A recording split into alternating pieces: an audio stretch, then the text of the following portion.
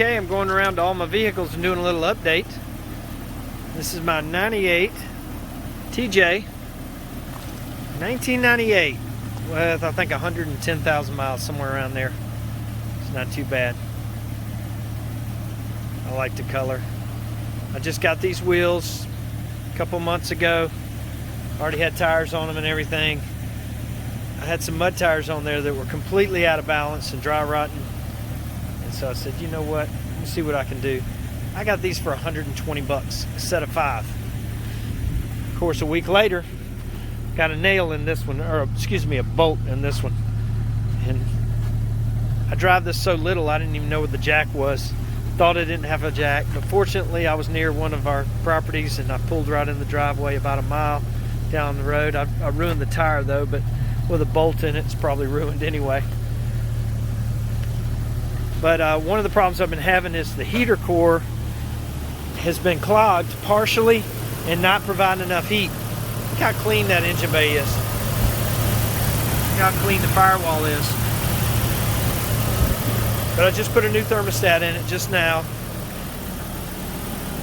with some antifreeze and water, all fresh. After I flushed it again, we flushed it probably about 5 times.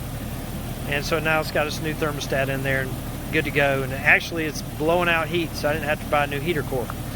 But one of the struggles I've been having is with the top on. I thought water might be coming in here, so I taped it shut. I know it looks pretty bad. This is the problem we're having. Water had been coming down here, and it actually rusted it out right here completely while my son was driving it. I didn't drive it enough for it to stay wet, so it would dry out pretty fast, but he drove it enough to get wet, and he left it wet with the carpet on top of it, and it just started rusting this hole completely, even though I had the drain open. And then all this is starting to rust. None of this is rusted through, fortunately, but I hate it, man. This is a rust-free completely car, except for the stupid leak. So we thought the heater core might be leaking, but it's not.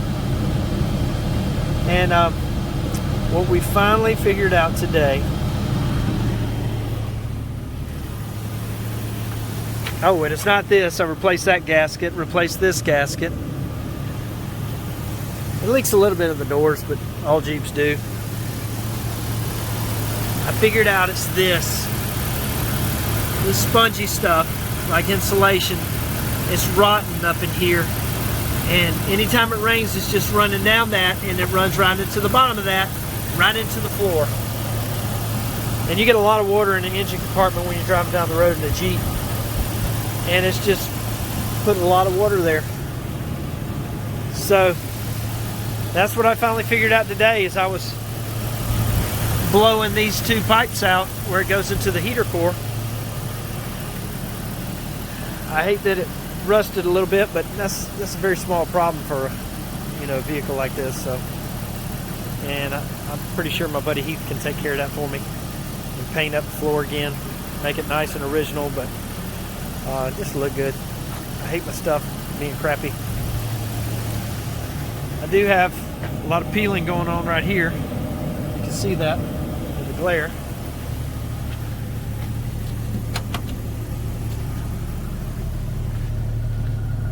It's original upholstery. All the back seats always look good. Front seats look pretty good, except for up in here on the vinyl is cracking on the front. That's not too bad considering how old it is. 23 years old now. It's got 113,492 miles. That's not too bad. Got a little water over here. I'm spraying, and when I was spraying on that firewall, it was coming everywhere, and I'm sure rain wouldn't do as much. So that's kind of what's going on there. Why do I not have a top on? January 3rd, 2021. I haven't had a top on pretty much all winter. I bought a top for this thing. It was a 2-piece aftermarket top, and I paid $700 for it. I bought it about 3 years ago in Charleston. The guy had it. He had taken it all over the world and had his Jeep shipped in different places and all. And aftermarket, gaskets were worn a little bit, and I didn't like the way it fit. My door gaskets would rub it so hard it tear the gaskets, and it was rubbing right there. I could have made a lot of adjustments, you know, here, lifted it up a little bit, put a little spacer here, things like that. But I didn't really like the top. I don't like soft tops. I sold that. It came with that. I sold my hard top too, my 2-piece hard top. Sold it for $1,000. I paid $700 for it 3 years ago, so I didn't do too bad. I am actually going to have one made for this.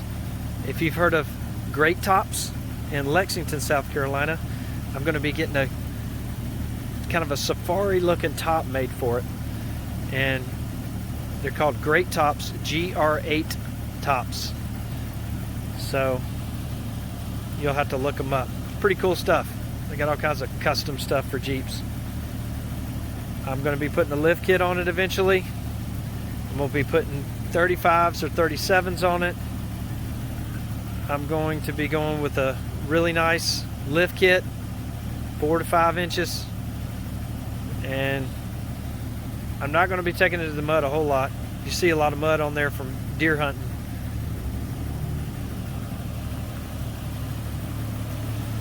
We'll try to clean it all out.